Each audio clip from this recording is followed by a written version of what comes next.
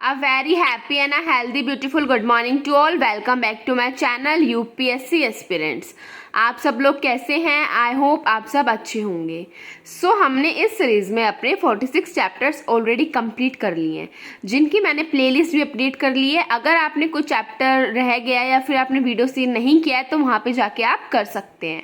Second thing is that मैं अपने सारे नोट्स जो है टेलीग्राम पे आपको प्रोवाइड करती हूँ, तो ज्वाइन नहीं किया है तो आप लिंक के थ्रू वहाँ पे ज्वाइन कर सकते हैं।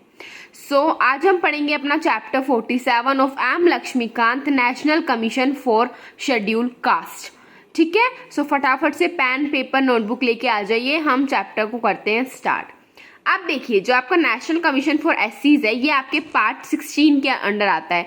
मैं आपको जो जो पार्ट याद करवा रही हूँ, बता रही हूँ, उनको याद करो और मुझे कमेंट में बताओ अपने 16 पार्ट में आपको कितने पार्ट्स याद हैं। आर्टिकल 338 है और ये कॉन्स्टिट्यूशनल बॉडी है। अब देखिए 1987 में बनाया गया था इसको, किसको? National commission for schedule tribes and schedule caste.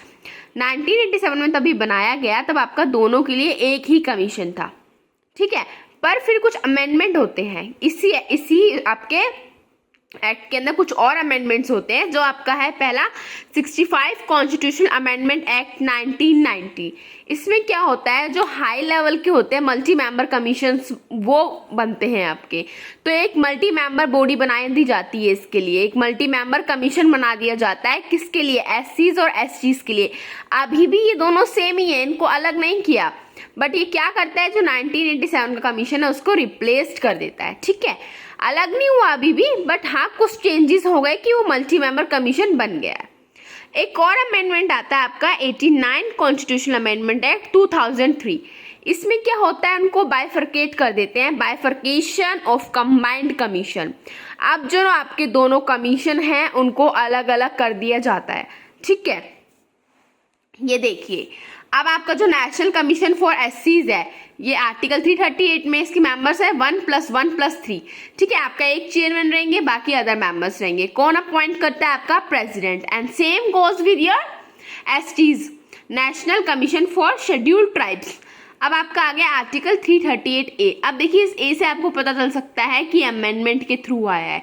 जहां भी आपको आर्टिकल के साथ अल्फाबेट्स दिख जाते हैं मतलब कोई ना कोई अमेंडमेंट हुआ है, उसके थ्रू ये आर्टिकल आया है। ओरिजिनली ये आपके कॉन्स्टिट्यूशन में, आपके संविधान में नहीं था। ठीक है, अब ये कमीशन क्यों बनाया गया? देखिए, ताकि आप इन्वेस्टिगेट कर सको, इंक्वायर कर सको जितने भी लीगल मैटर्स हैं, है ना, आपके एससी से रिलेटेड, क्या उनके साथ हो रहा है, क्या नहीं हो रहा है ना, मतलब उनके साथ कैसा बिहेव किया जा रहा है, कहाँ पे उनको प्रॉब्लम आ रही है, उन सब के लिए आपके कमीशन बनाए गए हैं। अब जो इसकी एनुअली रिपोर्ट जाती है वो किसके पास जाती है? आपके प्रेसिडेंट के पास इसकी एनुअली रिपोर्ट जाती है। ठीक है, तो ये था आपका चैप्टर 47 नेशनल कमीशन फॉर एससीज। आज के लिए इतना ही, मिलते हैं आपसे एक और नए वीडियो लेक्चर में।